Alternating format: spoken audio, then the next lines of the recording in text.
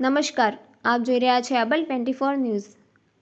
મહેસાણા જિલ્લામાં ખેરાલુ તાલુકાના ડભોડા ગામે ખેતરના રસ્તાને લઈને ઉગ્ર વિવાદે હિંસક રૂપ ધારણ કર્યું હતું। ગામના બે જૂથો વચ્ચે લાંબા સમયથી ચાલતા તણાવને કારણે આજે અથડામણ સર્જાઈ હતી, જેમાં વાતચીતની શરૂઆત થઈને પરિસ્થિતિ બબાલ સુધી પહોંચી ગઈ હતી। પ્રાપ્ત માહિતી મુજબ ખેતરના માર્ગ અંગે મતભેદ વધતા બંને પક્ષો આમને સામને આવી ગયા હતા। શરૂઆતમાં બોલાચાલી થઈ ગઈ હતી, પરંતુ થોડી જ વારમાં પરિસ્થિતિ કાબુ બહાર જતા મારામારી શરૂઆત થઈ ગઈ હતી। સામસામે થયેલી આ હિંસક અથડામણમાં 3 લોકો ગંભીર રીતે ઇજાગ્રસ્ત થયા હતા। ઇજાગ્રસ્તોને તાત્કાલિક સારવાર માટે વડનગરની હોસ્પિટલમાં ખસેડવામાં આવ્યા હતા, જો તેમનું સારવાર કાર્ય ચાલુ છે। ઘટનાને લઈને ગામમાં થોડીવાર માટે તણાવપૂર્ણ વાતાવરણ સર્જાયું હતું। આ સમગ્ર મામલે બંને પક્ષોએ ખેરાલુ પોલીસ સ્ટેશનમાં સામસામે ફરિયાદ નોંધાવી છે। પોલીસ દ્વારા બંને પક્ષોની ફરિયાદ આધારિત વધુ તપાસ હાથ ધરવામાં આવી છે અને પરિસ્થિતિ પર નજર રાખવામાં આવી રહી છે। પોલીસ સૂત્રો મુજબ હાલ ગામમાં શાંતિ છે, પરંતુ કોઈ અનિચ્છનીય બનાવ ન બને તે માટે પોલીસ પેટ્રોલિંગ વધારવામાં આવી છે। તપાસ પૂર્ણ થયા બાદ આગળની કાયદેસરની કાર્યવાહી કરવામાં આવશે। અહેવાલ રણજીતસિંહ ઠાકોર, એબલ 24 ન્યૂઝ, વડનગર।